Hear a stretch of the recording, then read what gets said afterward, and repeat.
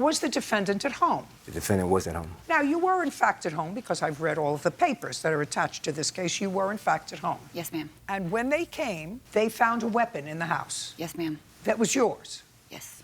What kind of weapon did they find that was yours? A handgun. Do handguns require a registration or a license in the jurisdiction where you live? Yes, ma'am. Was it registered? Yes, ma'am. In your name? Yes, ma'am. Now, you were there when all of this took place. So when all of this took place and they found the handgun, did you say to the police officer, "It is my handgun"? No, ma'am, I did not. They had gone around... No.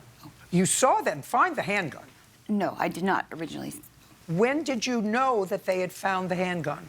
After they had taken him out in cuffs, I asked them what had happened, and they told me just to go back in my house. It was about 3 or 4 days later when his sister called me, and I found out that they had my gun. You mean you didn't know that the police had taken your gun? No, not at the time. Not when they came to my house, no. I have one firearm in the closet. I have a couple in my bedroom, and, I mean, it's not like I went and looked for it right after they came. You know what I mean? Like, I didn't go look for my gun. I thought it was something else that he'd been arrested for. Okay.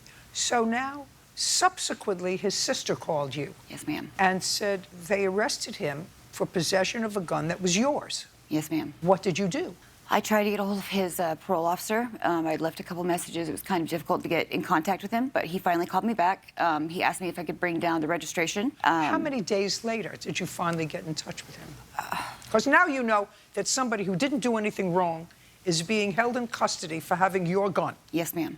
I believe it was about 6 days after that I was finally able to get in touch with him. How many days after they took him away did his sister call you? She had called me the very, literally the next day. Right. Yeah. Not 3 or 4 days later. She called you the very next day. Yes, ma'am. That would sound more accurate, if not that day. So you finally got a hold of a parole officer 6 days later, when you could have gone to the police station and say, "Here's my registration. You're holding somebody for doing something that they didn't do. You know, it was in my closet. I didn't even know it was there. I didn't even look for it." Yes, ma'am. Instead, you kept his rent money, his $4,000. And you think that that's reasonable because? We had an agreement. We had an agreement that I wouldn't have to return money to him. Like, he paid up front. I said, if you leave, then, you know, you're not getting your money back. You don't understand. He left because you didn't do the right thing.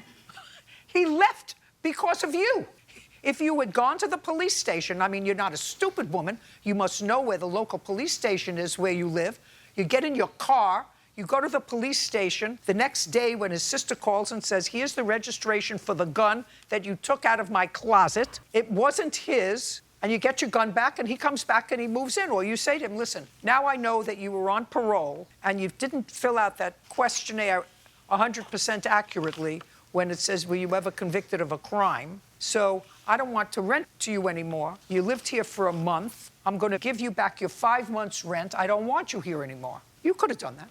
He moved out because of you. When I had called his parole officer and I talked to him on the phone, he had told me, he's like, well, I wouldn't... Don't tell me what the parole officer told you. I told you what you're supposed to do. The next day, you don't leave telephone messages because what you say in your mind to yourself, I am now $4,000 richer.